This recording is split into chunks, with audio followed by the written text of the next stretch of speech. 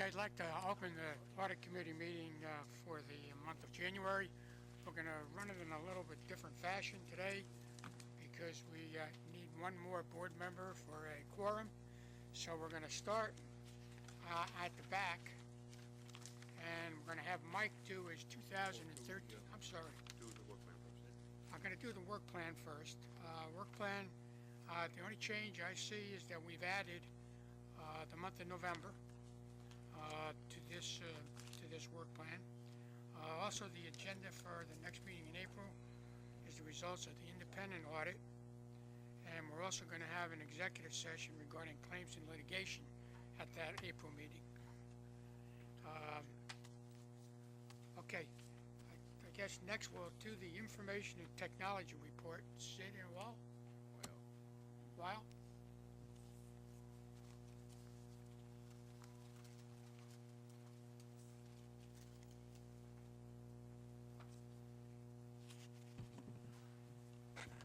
Good morning. My name is Sid Gelano, and I am the MTA CIO.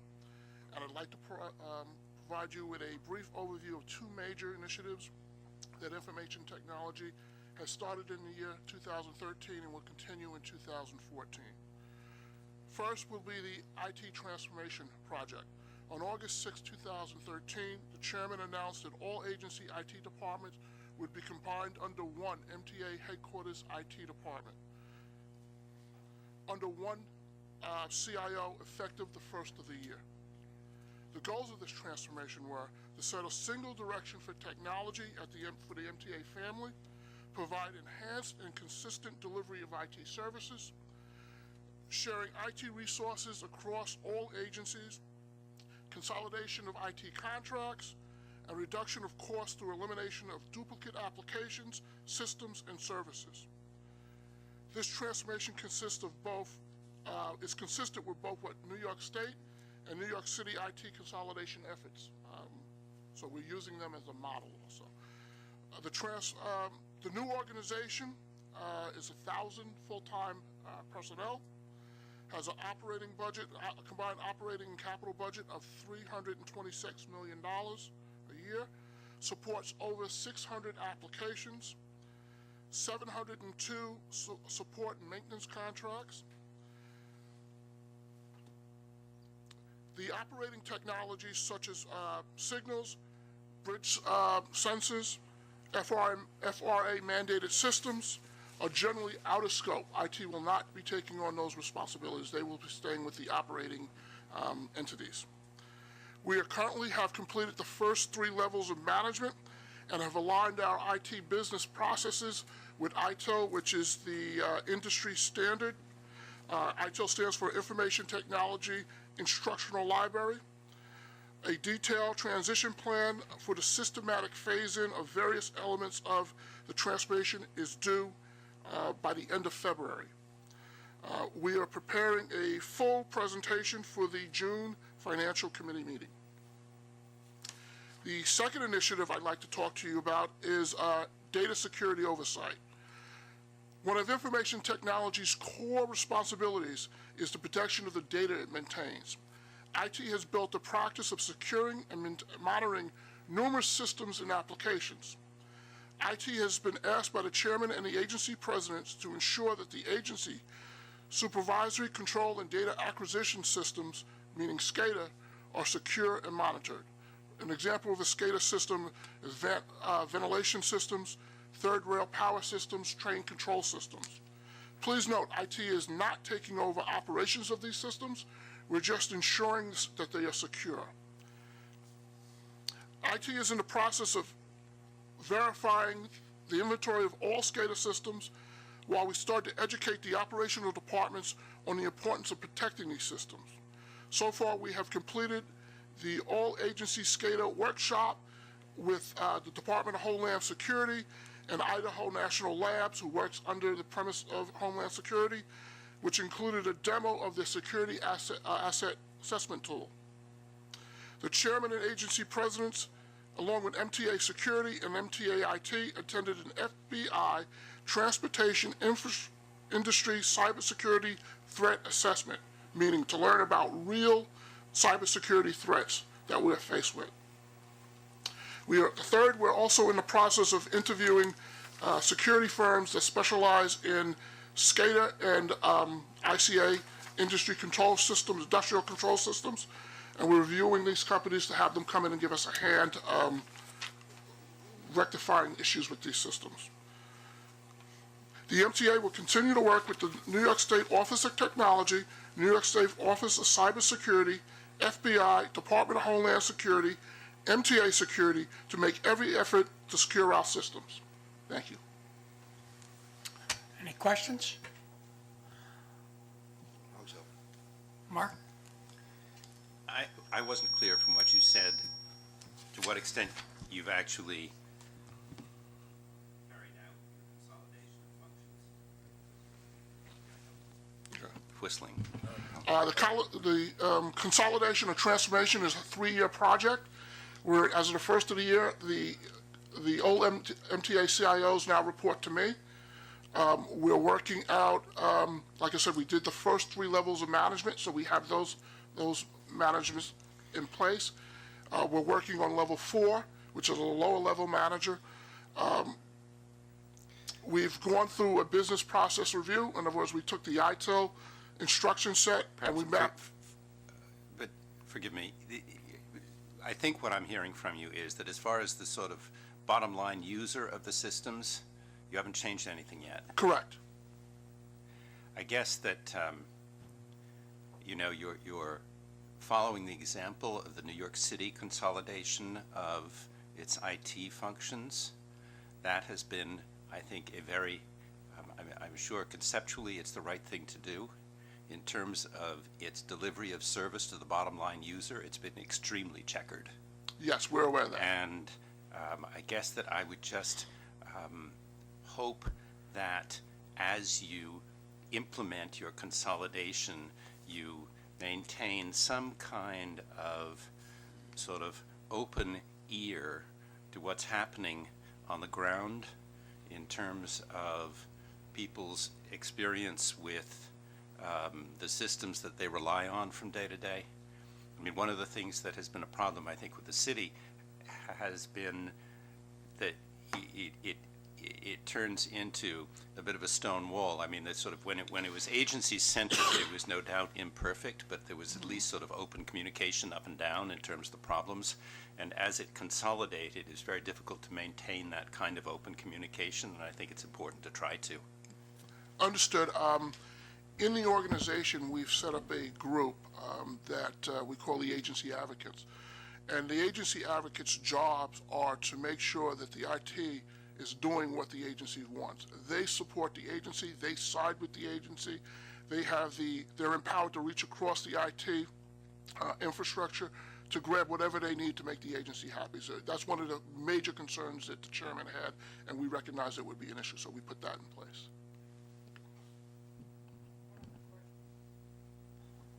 One other question. You said that there are certain operating systems that are going to be left at the agency level. Correct. Certain systems, signal control systems, they're along the right of way. They will stay with the agencies. Okay. The question I have is, if it stays with the agencies, are they going to have IT specialists and the CIOs there? No CIOs. I'll take transit as an example. There is a group called New Tech Signals that work on network equipment along the right of way. They have their own function today. We're just not taking that function. We're leaving it with them. So they have a general superintendent that runs that group. Okay, good. Any other questions? Okay, thank you. Okay.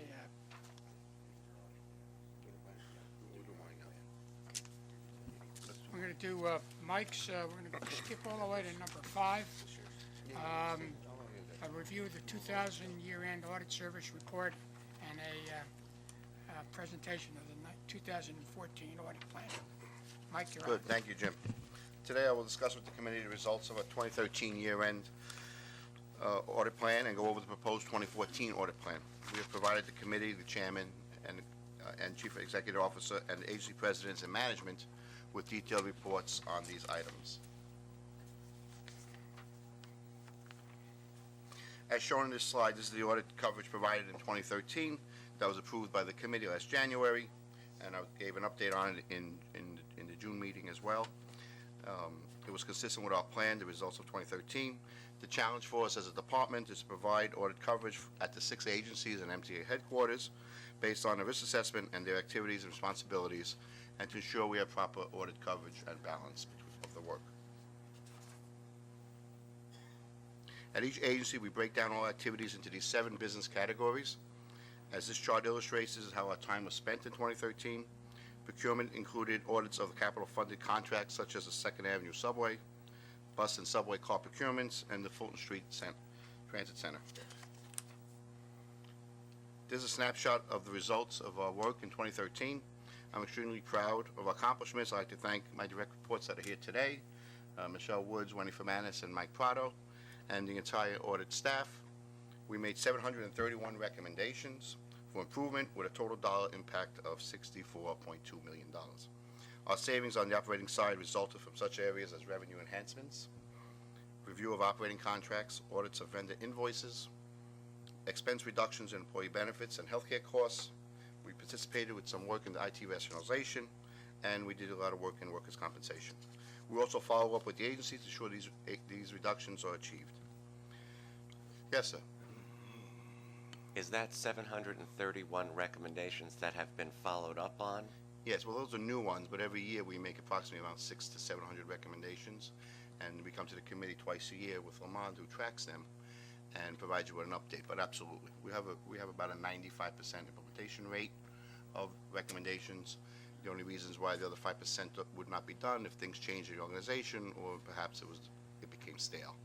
But in any event, we always pass those by the committee as well. But absolutely. Our work is proactive on the contract side. We do capital contracts where we review cost proposals before they present it to the whole MTA Board to ensure the lowest prices are achieved. And we have achieved cost reductions in projects related to, as I said, bus procurements, the 2nd Avenue Subway, and the number 7 line. While the identification of cost savings or audit impact is extremely important to us, we give the evaluation of internal controls and risk assessment even more importance. Our assurance work included establishing a superstorm audit unit after the storm occurred and focusing our efforts on the review of such costs.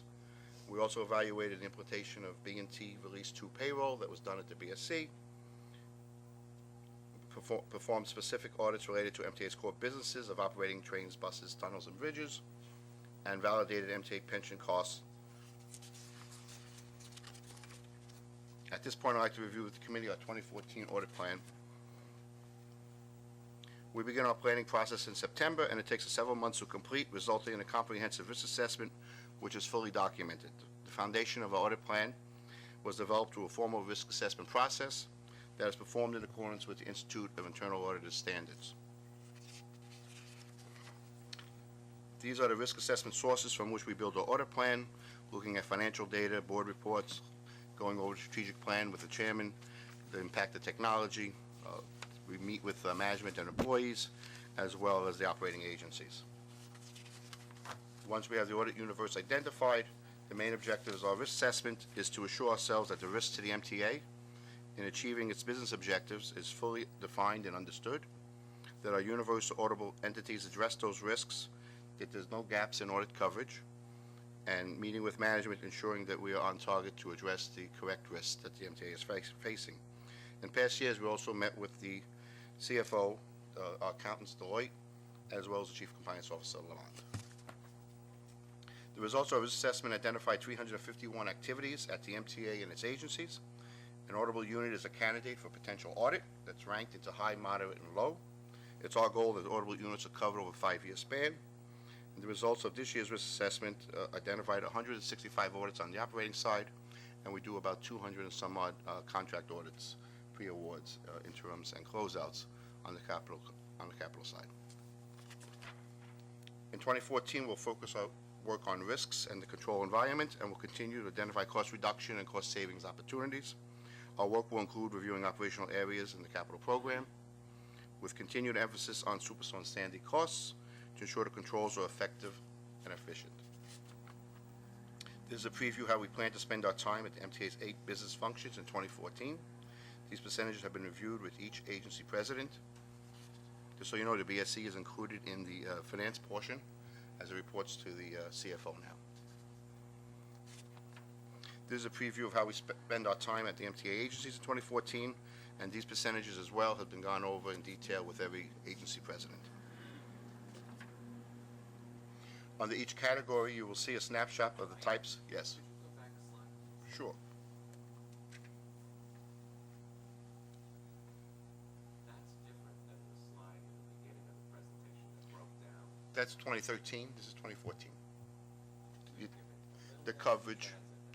Yeah, the coverage has changed depending on where the focus of the work is. Due to Superstorm Sandy costs, we're doing more work at MTA headquarters, which all that work really goes through the capital department. So every year would change based on the area emphasis during that particular year. Just can't see the LIRR at the bottom. Is that Yes. I could give you that number, but absolutely. Oh, good. But good catch. You're a good auditor. When you shrunk the screen, we shrunk Long Island Railroad. Right. Apologize to Helena. That's right. On each category, did we shrink other things? On each category, you will see a snapshot of the types of audits in our plan. Key audits include providing assurance to the agencies that, under the safety category, that safety recommendations made by the Blue Ribbon Panel and NTSB are properly implemented, and validating, as I said, the submission of costs related to Superstorm Sandy that are going to be reimbursed by the FTA and FEMA to ensure they're accurate and supported. We also perform audits in pension strategic initiatives such as paratransit, zero fare, timekeeping areas to ensure that the integrity of these activities are where they should be.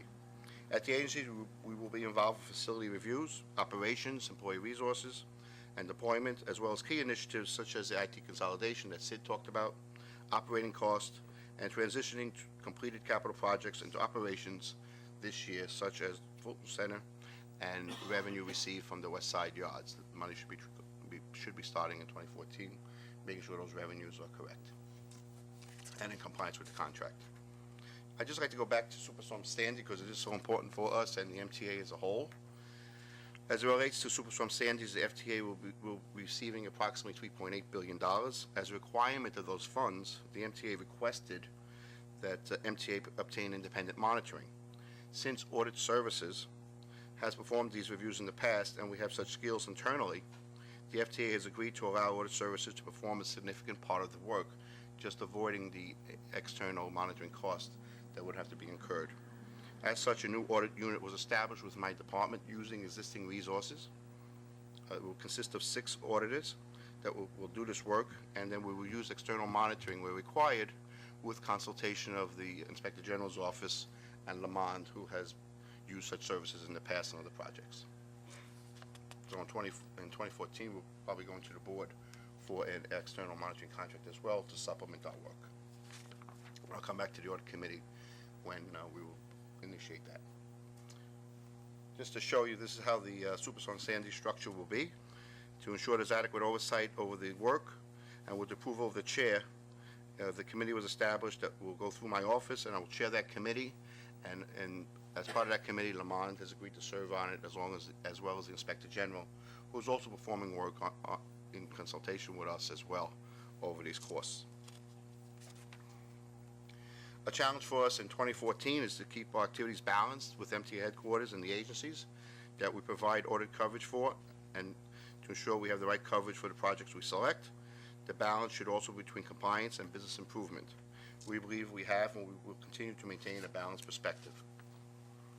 Finally, we'll continue to coordinate activities throughout the year with Deloitte, City State Controller's Office, and the Chief Compliance Officer. And to ensure that internal audit work continues to be of high quality, we perform internal quality assurance review of the work that we perform, because the question is always who audits the auditors. We do audit ourselves to make sure, and every 5 years we get an external assessment, which we did last year to ensure we're following the right standards and procedures in place are good.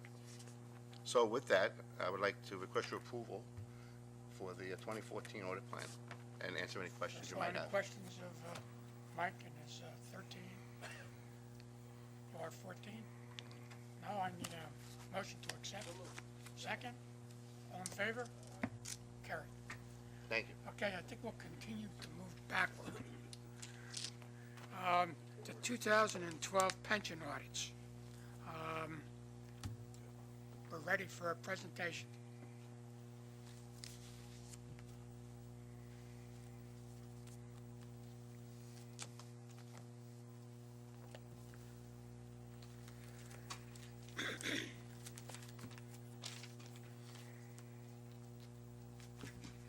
Good morning. I'm Mike Fritz. I'm the lead client service partner on your engagement, and included at your desk this morning was a package that has Deloitte letterhead on the top of it. This is our required communications under generally accepted auditing standards as it relates to the audit of the various pension plans that we performed for last year. This is consistent with what you should have received in the past, but I will walk you through just briefly the various areas in this document. Our responsibility under generally accepted auditing standards was to review the audit reports of all the various plans of the pension plans that you have supervision over. We have done that audit in accordance with generally accepted auditing standards. As a part of that audit, we do look at the internal controls as it relates to the pension plan investments and benefit payments and other things that are significant to those reports. We look at accounting estimates. We challenge management in terms of accounting estimates that they have for their pension obligations, for fair value of investments, things of that nature. There were no issues as a result of our review of those estimates. There were no uncorrected misstatements, so there were no past adjustments. There were no adjustments that were made to these financial statements as a part of our audit.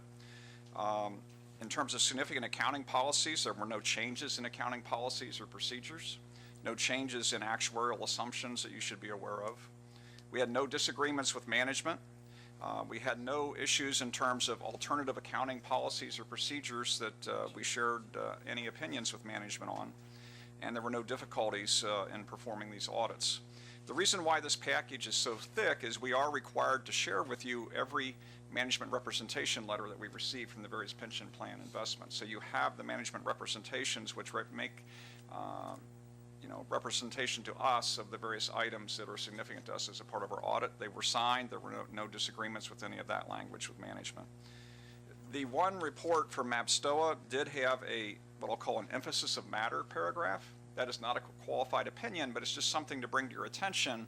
And in that plan, approximately 40% of the investments are what we deem to be in the accounting profession alternative investments. You can't go to the Wall Street Journal, you can't go to a published source and see actively traded investments in that plan. I will tell you, in a pension plan, in my career, a lot of pension plans have these types of investments, and it's not unusual for them to have them, but just because of the significance of that level of investments, we did share that with you from that perspective. So there's a little more management involvement and other third-party involvement in valuing those investments. You just can't go to like I said, the Wall Street Journal and see that value is related to that specific investment. Yes, sir.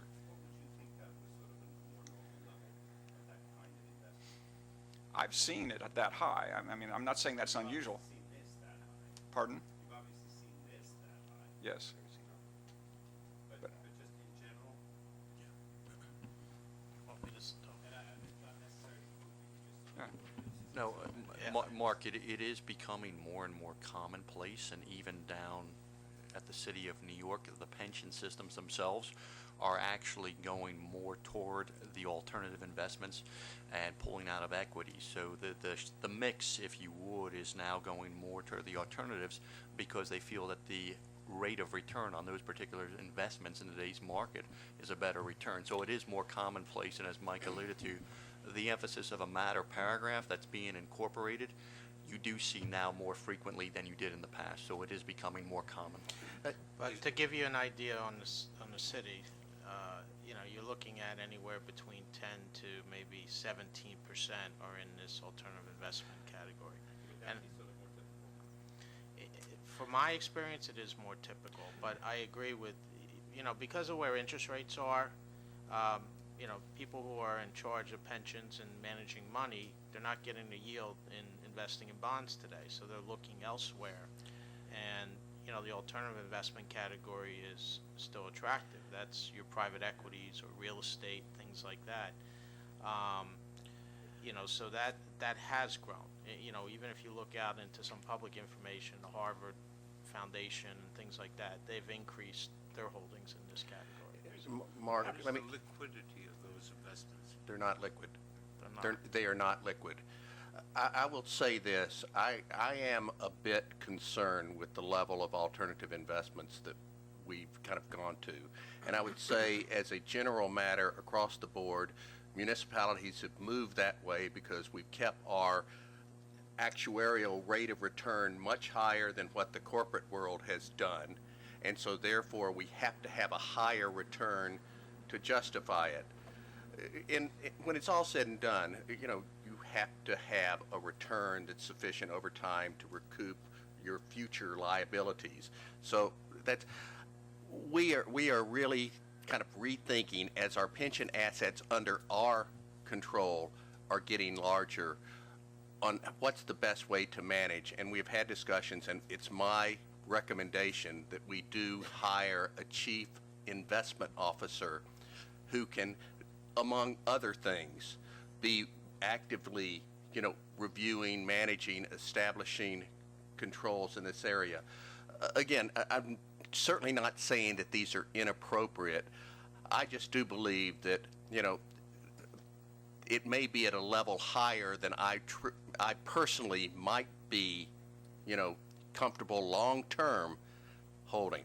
And so, again, I just think that as our asset base for our controlled, you know, investments, pension plans get larger, I think, you know, having a greater professional internal management is not a bad thing to do.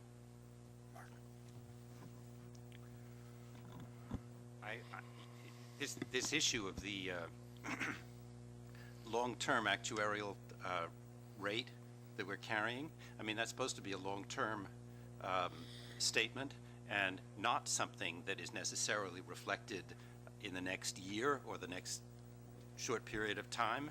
And I think that a sort of driver that says, oh my goodness, we have to hit this rate every time is not particularly wise. I mean, we're in a period of extraordinarily low yield in terms of fixed income securities.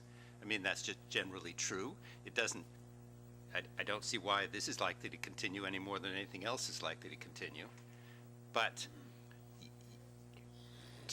taking from that we must find something else that on the face of it has a yield closer to our long-term average, when if general investment rates were higher, we wouldn't look at that stuff, I think is a mistake. I mean, my experience of it is, along with everything else, the overhead in it is very high. Right. Mark, I agree with you completely. And that's why I'm saying that whatever is the appropriate long-term rate, and we brought it down just as the state controller has brought it down, the city's brought it down. My only point is, I think, like many municipalities, there has been an emphasis of seeking these alternative investments because you hope they're going to give you this longer term. We all saw this year in the stock market what happened. We had a 25-30% increase, you know, in the S&P 500. You know what? Things go up, things go down. So when I just mentioned that I really would like to bring in a chief investment officer, it's because it is a long-term approach that we're supposed to be following in our investments. And I do not want to be driven toward a sector in the investment market that promises us higher, supposedly higher returns. No, I want to have a prudent plan that invests over the long term, that's properly diversified, that keeps liquidity where we need liquidity. And I just think that we are getting assets to a level where I think this company can afford to have, you know, a qualified investment officer watching, managing, and helping to make our own internal asset allocations as opposed to relying on an outside party to give us asset allocation. So again, long-term, where we are right now, I think it's too high. We're okay, but I would like to see us bring that down and go to perhaps increase the traditional investments, because again, it is a long-term investment policy that we're supposed to follow. So I'm very much in line with your comments. fully agree with you. I second your suggestion that we have a chief investment officer. I, as usual, agree with Mark Page in his view. I would just remind you that 1199's pension plan got into trouble on exactly these same grounds not too many years ago. And I would urge you to rein it in. Freddie? Since we've established that this 40% figure is pretty, thank you, is pretty much an outlier, I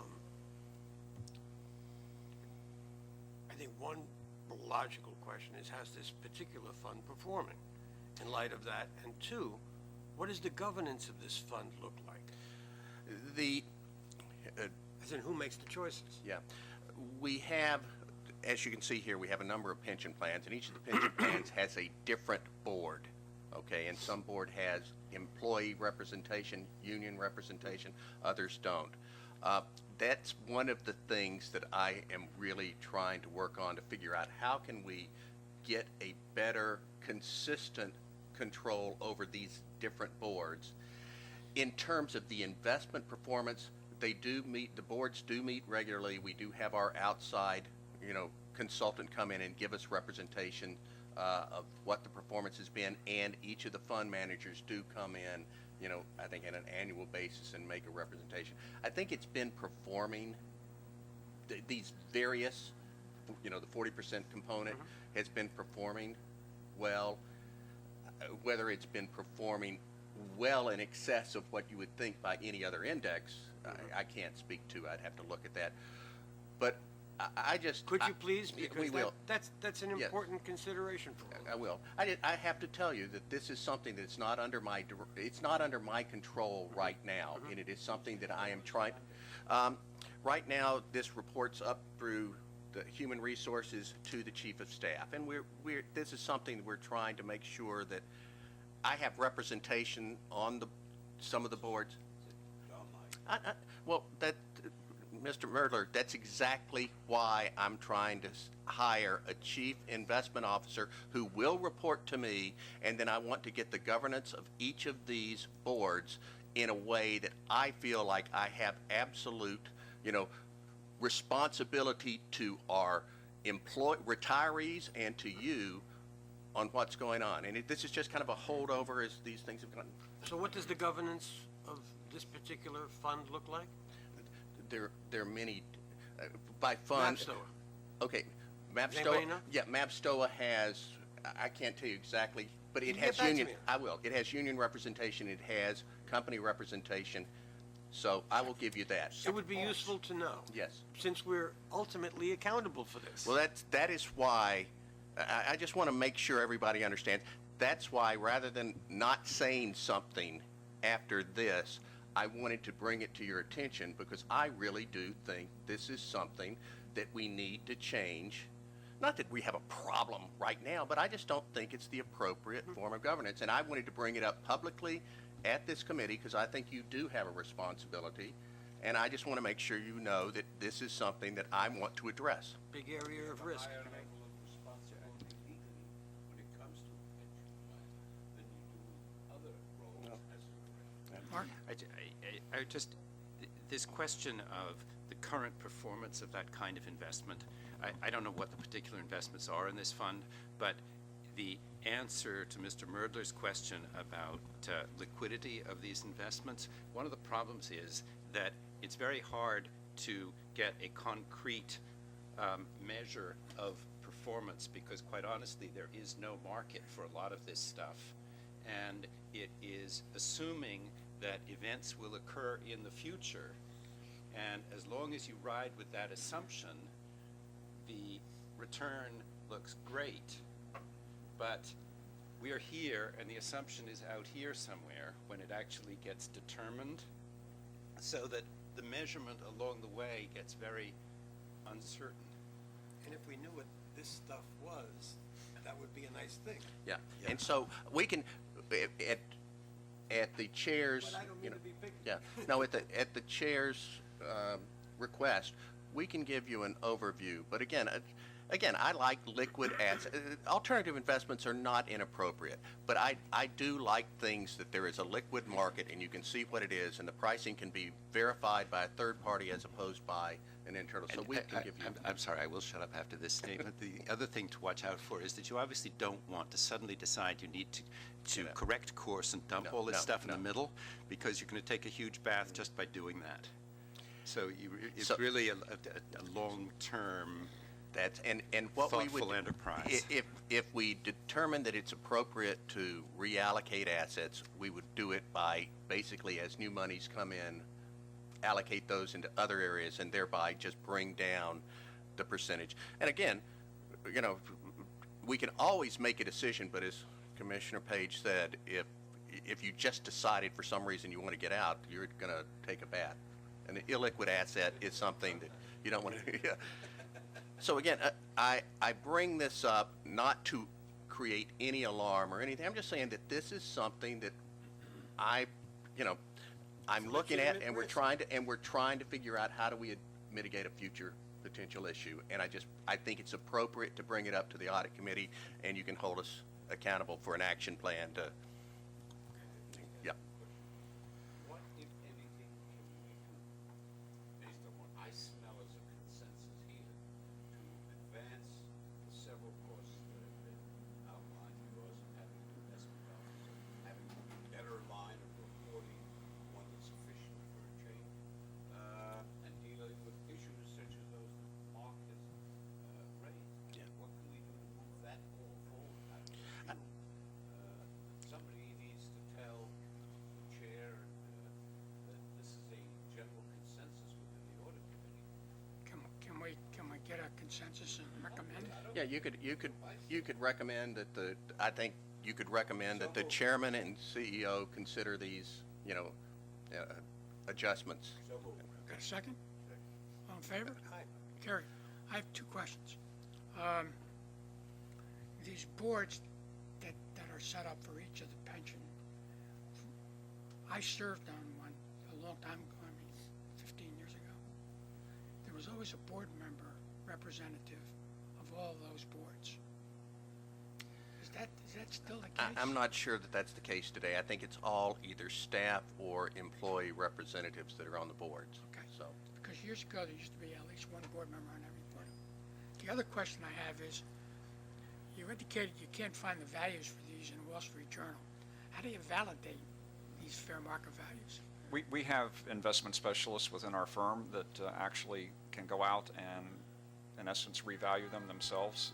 We have data that we look at. We look at comparable companies. We look at alternative indexes and things of that nature. So we do, in fact, challenge those estimates, and they are done by, again, specialists that deal in this industry within our firm.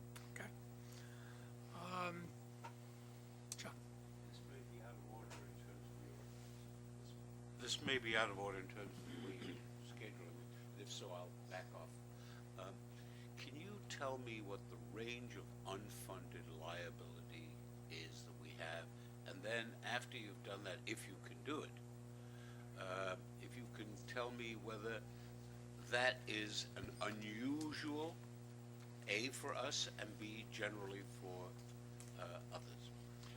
It's actually a good segue into one other comment I was going to make, and I'll address it that way as well. I think this has been a very healthy conversation for you to have, and the reason why I say that is effective January 1st, 2015, any unfunded obligation you have on any of these plans will in fact get recorded in your financial statements. That's why I So asked you the question. on the various entities and including corporate, you're going to record a very large obligation for that unfunded obligation. Now, give me the number. That's what I'm looking for my associates to get here. A number in the aggregate or for each fund? Well, for the MTA DB plan, it's 77. For the MTA DB plan, defined benefit plan. it's 77.7%. Correct. Funded, right? The unfunded, Pat, correct me if I'm wrong, 681 million, does that seem, if I'm reading the numbers correctly, I just want to make certain. On page 25, Pat. Page 25. This is on that particular plan. That's No, on this is all the MTA, defined benefit plan, because it would be all defined benefit plans. Deferred compensation plans don't fall under the funding, it's just DB plans. So it's Our big, remember again that NICERs and NICELRs, we just contribute to those, and we contribute what we're told is our actuarially appropriate level. So we're not quite sure there, though that will be reported. The one that I have pointed out is, it's this Long Island additional plan. You know, and again, I can't remember exact, but we were approximately only less than 30% funded on that. It was a big number, and that's why the monies that we put into our budget, some excess real estate revenues of $80 million this past year went in as an additional contribution to that plan. We plan, to the extent that we don't have other obligations that require it, to put the general reserve, which is $130 million, in to fund that plan.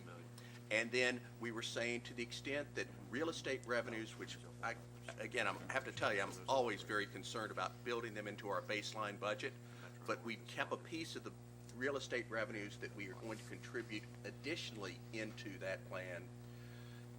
If we fund those things the way we say we're funding, by the time we get to the end of the 2017 period, we'll be almost 50% funded on that. So the goal is to try to get the additional Long Island pension plan funding level up to a comparable level to our other plans.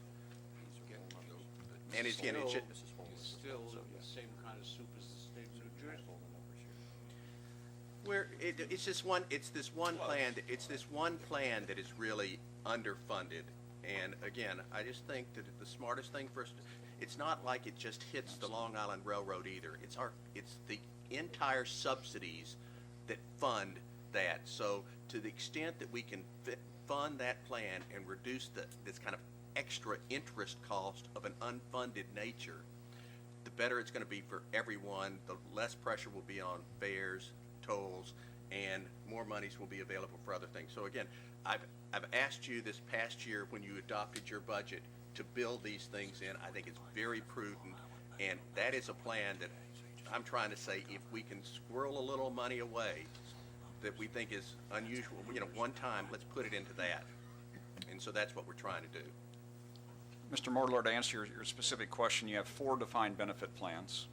The Long Island Railroad plan has an unfunded liability of $1.2 million. Billion. This is whole dollars, you said. It says in front, okay, billion. Okay. I wouldn't worry. 800, MAPSTOA, the plan we just talked about, $858 million. Metro North is funded. I'm sorry, Metro North? It's Funded. Funded. It's a funded plan. Yeah, it's funded. And the Metropolitan Transit Authority is $681 million unfunded. So 2.7 billion.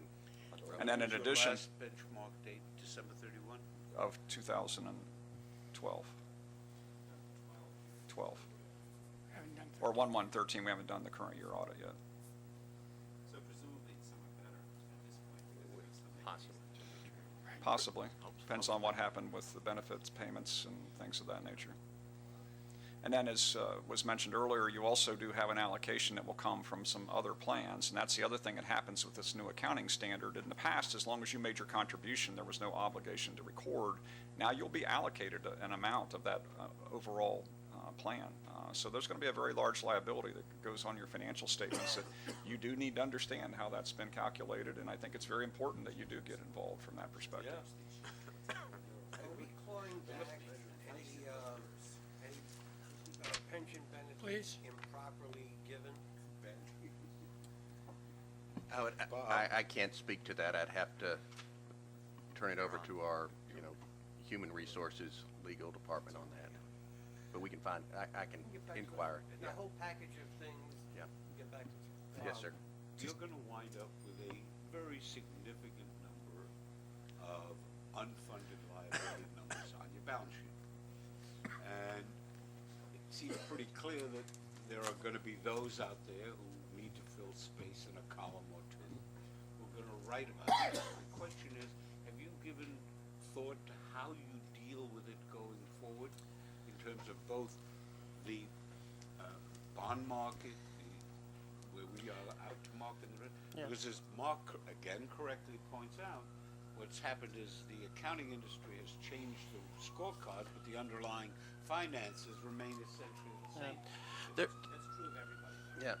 So the fact that the numbers are gonna be worse, it's not just us. Not just us. At least we have a tremendous amount of company in this particular pond. I take very little comfort from the idea that misery loves company. You know, I would say we're the ARC, the actuarially required contribution, is no longer going to be the standard. We're supposed to establish whatever we want to fund, but I think it's a very good kind of baseline standard. And what that ARC does is it says you got to pay the cost for your current, for your current employees, and that you got to make up for retirees that you have an unfunded liability. So we are over time going to make up. It's just the longer it takes us to make up that unfunded liability, the more it costs us. And if we could use some revenues that we're receiving today, windfalls, if you will, because of real estate that comes in, it's going to reduce our future cost. And that's really, I think, the key for us. I'm looking at a slightly different corner, and maybe improperly so. And that is, as we have to take funds away from other purposes to fill that void, even if it's just a bookkeeping entry, it will impact on the decision as to how to allocate other funds. And so it has a domino effect, I would think. Well, here, I just want to remind you of what we did at the budget. These dollars that we've identified as being kind of one-shot excess real estate dollars that we're putting aside, by the time we get to 2017, we are saving $22 million a year, okay? Putting money aside, as we did last year and we expect to do, will reduce our future contributions by $22 million. So right there, that shows that using one-shot excess real estate money to put into a pension plan that otherwise we'd be funding at a higher level for the next 20 years saves money and makes monies available, whether it's for service or reduced fares or whatever. That's why, I just appreciate what you did, at this last budget and the kind of authorization you gave us to try to do it that way, because that's the goal, is let's reduce the future contributions by putting money aside today. And if we can get another year like we got this past year with the S&P going up, having money in place works. So. Question is, on page 11 of the MTA defined benefit plan, it shows an increase in employer-employee receivables of $1.1 million. Just wondering what that might be. It seems like it's almost a 50% increase.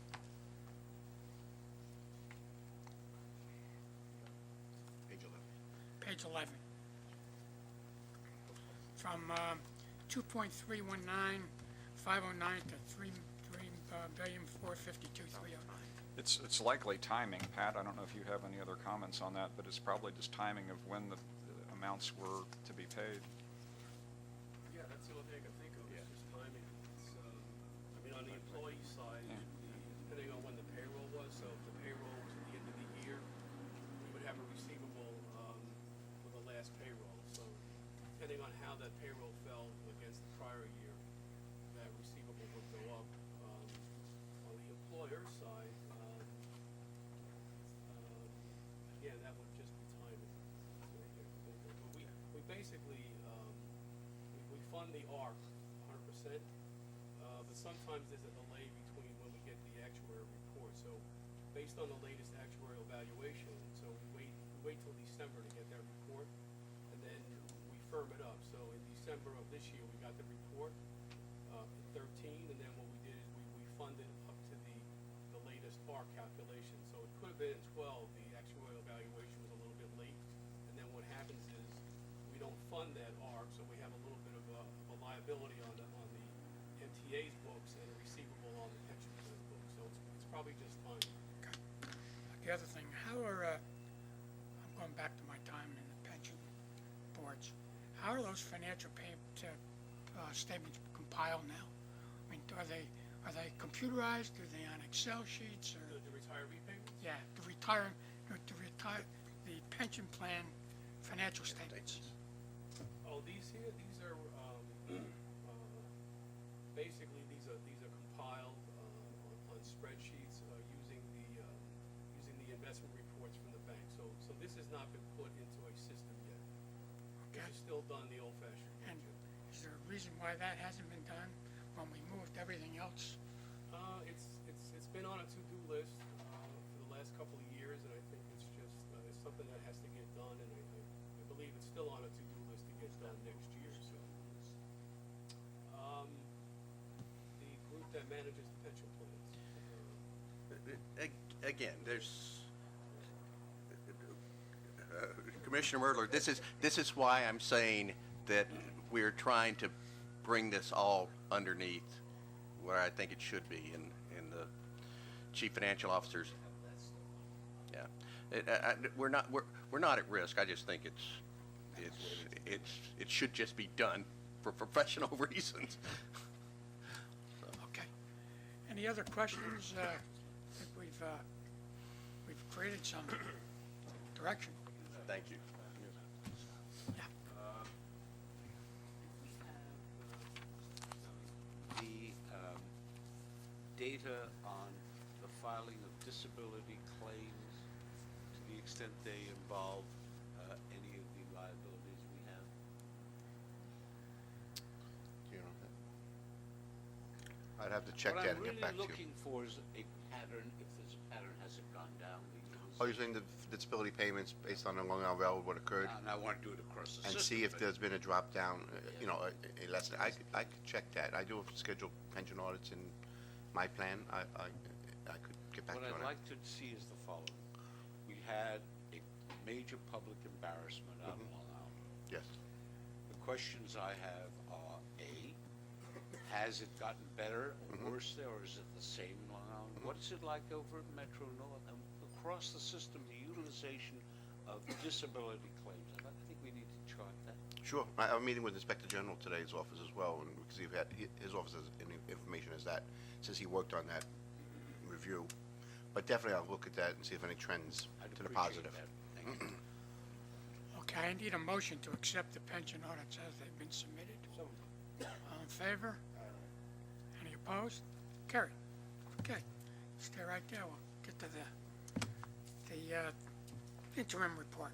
Okay. You also should have the final draft of the financial statements for the quarter ended September 30, 2013. As we have done in the previous quarters, we do a review of these financial statements. We do, again, challenge management estimates. We do analytical review. We look at significant accruals in these financial statements. There were no adjustments we brought to management's attention. There were no unusual items. There were no changes in significant accounting policies or any other things that I need to bring to your attention as a part of this review of these financial statements. It's a clean opinion as it relates to a review report. We're not issuing an opinion on the financial statements, but it is in accordance with auditing standards or accounting standards, it is in fact a clean review report.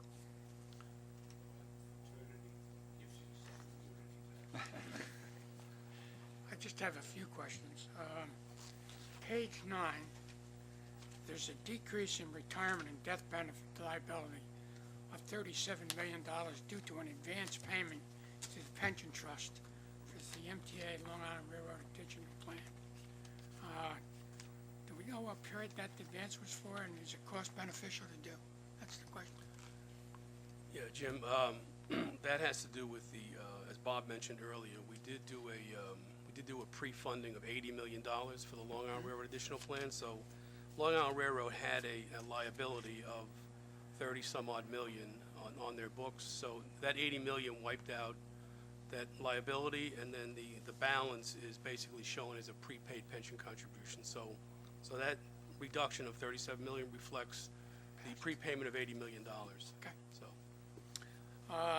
Page 11. Salaries and wages increased by $39 million due to an increase in overtime at the Transit Authority. Was this an increase in the budgeted overtime, scheduled overtime, unscheduled overtime? Did this increase result in savings when we compare it to straight time? No, I think, as we identified earlier in the year, we exceeded our overtime budget, and it was not anticipated. And so this is one thing that we have to address. Okay. So, Okay, let's see, page 11. It says that $42 million was reclassified as maintenance and operating contracts. Where was it reclassified from? I mean, Well, if you look at the P&L on page, let's see, if you go to page 25 on the revenue and income statement, we have a line called asset impairment and related expenses, note 7. Now, you'll see that $83 million, Jim? yes, Well, what we're doing, and that's all related to Hurricane Sandy. So what we started doing at the end of last year, so you'll see the comparative numbers when we do the year-end financials, is we have in that line item, we have the asset impairment for Hurricane Sandy, so the assets that were written down.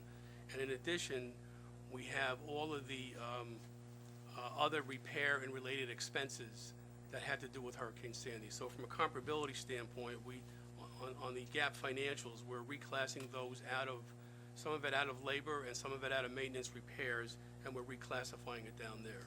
okay. So that would be a slight difference to the way the budget financials are portrayed. Okay. Page 23. Middle of the page, materials and supplies increased by $44 million from 410 to 454. Any particular reason? Seemed like out of whack. I would have to say that's probably timing right now. Okay. I can't think of a better Yeah. answer right now. Yeah, we're always dealing with these interim financial statements. A Right. lot of it could be timing. Page 31. It says that the report states that the MTA has not completed its evaluation of the impact of GASB 67, although it's effective for financial statements ending June 30th, 2013. What is the impact? We have any idea? That's for financial statements beginning after, which would really, again, be your 15 year. Okay. 14 for the pension plans, 15 for here. Okay. And last but not least, information on page 93 regarding current portion of retirement and death benefits does not seem to be consistent. I think this is just verbiage. On page 93, it says that the death benefits have increased from $295 to $359. However, on page 8, that it says an increase in the current portion of retirement death benefits of $359 million. I don't think it increased by $359 million. I think it increased by the difference between the $359 and the $295.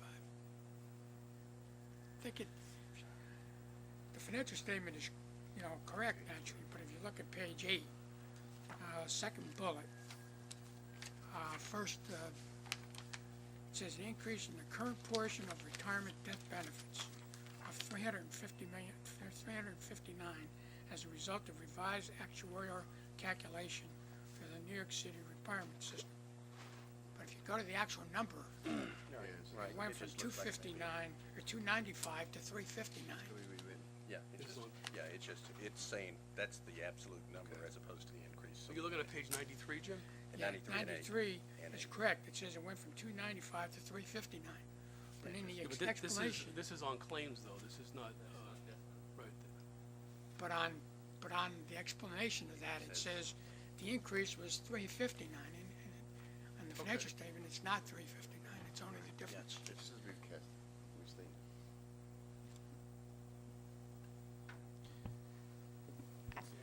I think that there's a confusion. Page 93 relates to estimated liabilities arising from injuries to persons. It's not exactly the same as what you're referring to as retirement and death benefits. It's something different. Okay. This information is on the financial statements on page 24. There's a current portion, a long-term portion, and it's on the actual balance sheet under the liability section. Okay.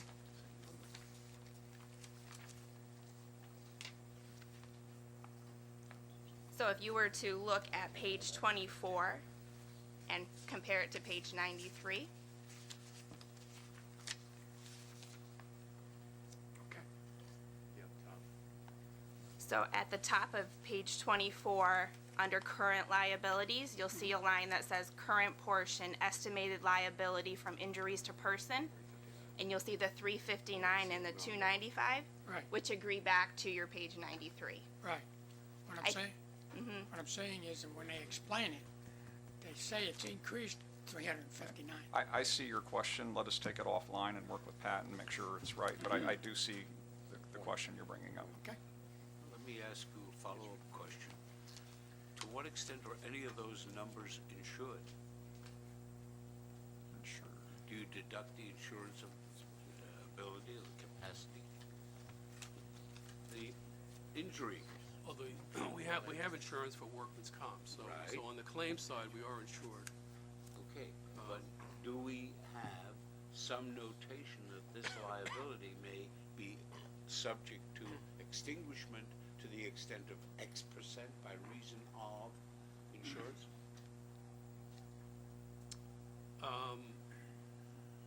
Is it fair to This carry this liability, in gross? no, this liability would be our liability, so, well, it's probably, It's already netted? yeah, this is the liability that we're responsible for on- After insurance? after insurance. So this is netted.